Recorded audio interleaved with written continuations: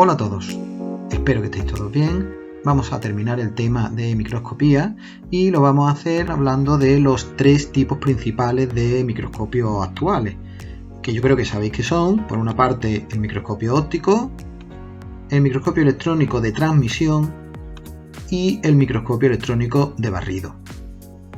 Bien, vamos a comenzar con el primero de los tipos, que es el microscopio óptico. Este que estáis viendo en la imagen sería una versión mejorada de los microscopios ópticos que habéis estado viendo en vídeos anteriores. Su principio de funcionamiento es el mismo, lo que cambia es el diseño tanto de calidad de materiales como de grupos ópticos y de piezas. Por señalar las piezas más importantes, podríamos destacar por una parte los oculares, aunque hay microscopios que tienen un solo ocular. Son más frecuentes ya los que tienen dos, hay que regular la distancia entre ambos. Inicialmente cuesta trabajo acostumbrarse a observar a través de los dos oculares, pero cuando se consigue, la verdad es que la calidad de visión mejora bastante. A continuación tendríamos los objetivos. Recordad que los primeros microscopios solían tener un solo objetivo. Actualmente casi todos los microscopios tienen varios objetivos que están dispuestos en una especie de revólver, se llama así, que nos permite seleccionar el objetivo que nos interesa en cada situación. A continuación tendríamos la platina, que es esta bandeja que veis aquí, sobre la cual se coloca la preparación que se quiere observar. Por debajo de ella tendríamos una lente, no se observa bien la lente, pero esta pieza que estáis viendo aquí, por aquí debajo habría una lente que se llama condensador, cuya misión es concentrar y conseguir una iluminación homogénea, uniforme, correcta. Por debajo del condensador tenemos otra pieza, que es esto que hay aquí, se llama diafragma y es un anillo que se puede abrir o cerrar y deja pasar más o menos luz. La misión no es tanto iluminar más o menos la imagen como conseguir un mayor o menor contraste de la imagen. Aquí debajo tendríamos la fuente de luz, que generalmente es una bombilla que ilumina desde aquí dentro, y también vamos a señalar estas dos ruedas que hay aquí, estas dos ruedecillas, que se llaman tornillos macrométrico y micrométrico. Haciendo girar estas ruedas conseguimos que la platina suba o baje, de manera que conseguimos que esté a la distancia correcta para que se sitúe justo en el plano de foco y podamos observar la preparación de la mejor forma posible. Hablando de las características generales de los microscopios ópticos, podemos señalar que como fuente de energía usan luz visible. Fijaros el camino que tiene que recorrer. Normalmente la bombilla está aquí abajo y la luz tiene que recorrer todo este espacio, tiene que atravesar la preparación, pasa por el objetivo y tiene que alcanzar los oculares para que podamos ver la preparación. Las lentes son de vidrio, son lentes acromáticas hoy en día. Y esto es importante, su límite de resolución es de 0,2 micras, es decir, es unas 500 veces más potente que el ojo humano. Y como preparaciones se tienen que usar láminas muy delgadas, cortes muy delgados, que generalmente además se tiñen con colorantes, porque de otra forma las preparaciones son tan transparentes que prácticamente no se observaría nada. Esto que estáis viendo aquí sería un ejemplo de imagen de una preparación de microscopía óptica en un frotis de sangre, y aquí podéis ver por ejemplo los glóbulos rojos, que son estas células más pequeñitas, y estas otras de aquí serían los glóbulos blancos, que vosotros probablemente diréis, bueno, blancos realmente tienen más color que los glóbulos rojos. Y efectivamente es así, pero porque están teñidos, lo que comentábamos antes, es la forma de poder apreciar mejor estas células que de otra manera serían muy transparentes y probablemente no podríamos apreciarlas bien. Los microscopios ópticos están muy bien, son buenos, pero hubo un afán de conseguir microscopios que pudieran mejorar aún más, es decir, reducir el límite de resolución. Con luz ya no era posible seguir mejorando, hay un límite físico, es un poquito complicado de explicar, no merece la pena que nos detengamos en eso, pero llegó un momento en que se comprendió que con luz no se iba a poder mejorar mucho más un microscopio. La pregunta es, bueno, ¿y si no es con luz, cómo trabajamos con un microscopio? Bueno, pues hubo científicos e ingenieros a los que se les ocurrió hacer un tipo de microscopio que funciona no con luz visible, sino que funciona con electrones. Es decir, lo que tiene que atravesar la muestra no es un rayo de luz, sino un rayo de electrones que se emite desde esta parte alta del tubo atraviesa toda esta zona hasta que rebota en una pantalla fosforescente que hay aquí abajo. Por en medio colocamos en una varilla una muestra en una lámina que si antes era fina, ahora lo tiene que ser todavía más, y eso nos permite conseguir imágenes aún más detalladas que las que veíamos con los microscopios ópticos. Claro, trabajar con electrones cambia la cosa. Las lentes ya no pueden ser de vidrio, tienen que ser lentes magnéticas.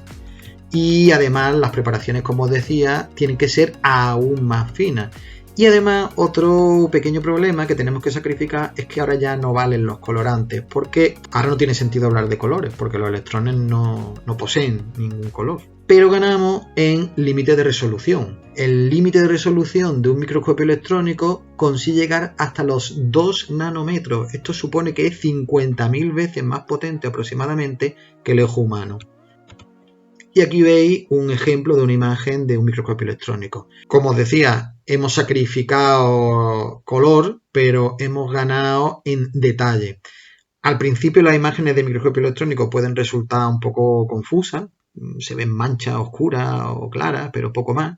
Pero conforme uno se va habituando, y ya veréis que a vosotros os pasa, va reconociendo y va aprendiendo a darse cuenta de muchas cosas que con el microscopio óptico serían imposibles de apreciar. Hay un último tipo de microscopio que se llama microscopio electrónico de barrido. Es también un tipo de microscopio electrónico, pero usa una estrategia ligeramente diferente. Se parece al que hemos visto antes, en que su energía, el tipo de fuente que usa es una de electrones y que sus lentes tienen que ser magnéticas. Pero en este caso, las preparaciones no son láminas muy finas, sino que son objetos 3D, pequeños naturalmente, porque queremos ver su detalle, que están con su superficie metalizada, de manera que cuando el haz de electrones llega a la muestra, en lugar de atravesarla, rebota en ella. Y esto hace que la imagen que nos dé sea diferente. El límite de resolución varía mucho según el tipo de microscopio de barrido, pero también es en torno a los 2 nanómetros, seguimos en los mismos números que en el ejemplo anterior, y las imágenes son diferentes. Estas son las típicas imágenes espectaculares que vemos algunas veces en documentales sobre insectos, pero sobre otros muchísimos detalles también que se pueden hacer. Ya os digo, sirve sobre todo para apreciar detalles volumétricos de objetos muy pequeños que de otra manera sería totalmente imposible. Os he puesto este ejemplo, pero hay otros mucho más detallados, por ejemplo, de células, ¿no? Ver cómo son las células en 3D, incluso detalles pequeñísimos.